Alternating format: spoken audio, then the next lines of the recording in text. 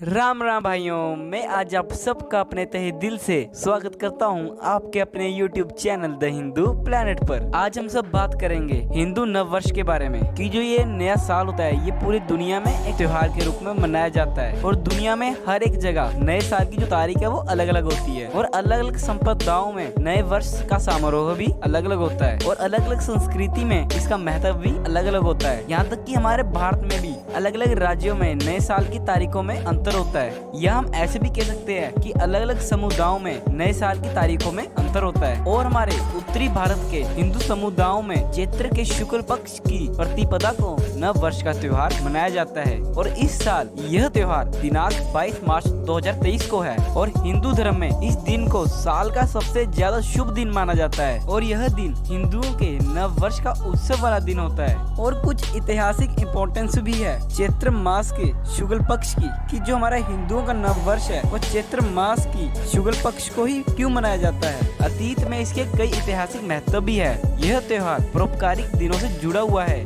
जो कि भगवान ब्रह्मा ने इस दिन ब्रह्मांड का निर्माण किया था और इसमें न केवल ब्रह्मा जी और उनके द्वारा बनाए गए ब्रह्मांड के प्रमुख देवी देवताएं यश, राक्षसों, गंधर्व, ऋषियों, नदियों, पहाड़ों, जानवरों और पक्षियों, कीड़े, बीमारियां और उनके उपचार की भी पूजा की जाती है और इस दिन से नया संवत्सर प्रारंभ होता है, इसलिए इस दिन को नव संवत्सर भी कहा जाता है। और इसमें कई सारे हिंदू नव वर्ष मनाने के कई ऐतिहासिक महत्व भी मिलते हैं, जिनमें से पहला ऐतिहासिक महत्व यह है कि इस दिन के सूर्य उदय से ही ब्रह्मा जी ने सृष्टि की रचना प्रारंभ कर दी थी।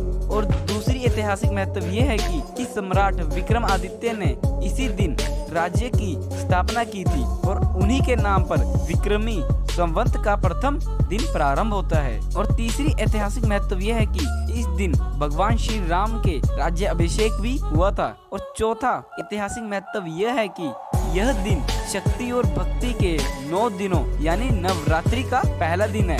और पांचवा ऐतिहासिक महत्व ये भी है कि युधिष्ठिर का भी इसी दिन राज्याभिषेक हुआ था। चलो अब कुछ बातें हम आपको भारतीय नव वर्ष के बारे में भी बताते हैं कि भारत में अलग अलग राज्यों में नए साल की तारीखें अलग अलग होती है और नए साल को अलग अलग नामों से भी मनाया जाता है। महाराष्ट्र के नया साल गुड़ी पांडव के नाम से जाना जाता है जो कि मार्च और अप्रैल में पड़ता है। पंजाब में नया साल 13 अप्रैल को बैसाखी के रूप में मनाया जाता है। सिख नानकाशी कैलेंडर के अनुसार 14 मार्च को होली मोहल्ला नव वर्ष है और गोवा में हिंदू समुदाय इस दिन को कोकनी के नाम से मनाते हैं और आंध्र प्रदेश, तेलंगाना राज्य में इस दिन को उगादी के रूप में मनाया जाता है और कश्मीर में कश्मीरी पंडित इस दिन को नवरेह के नाम से जानते हैं और यह दिन कश्मीर में 19 मार्च को मनाया जाता है। और बंगाल में इस अवसर को नाबा बरसा के रूप में और असम में बिहू के रूप में, केरल में विशु के रूप में और तमिलनाडु में उठुहड़ू के रूप में मनाया जाता है और मारवाड़ी में दिवाली के दिन नया साल मनाया जाता है। यहाँ तक कि गुजरात में दिवाली के दूसरे दिन ही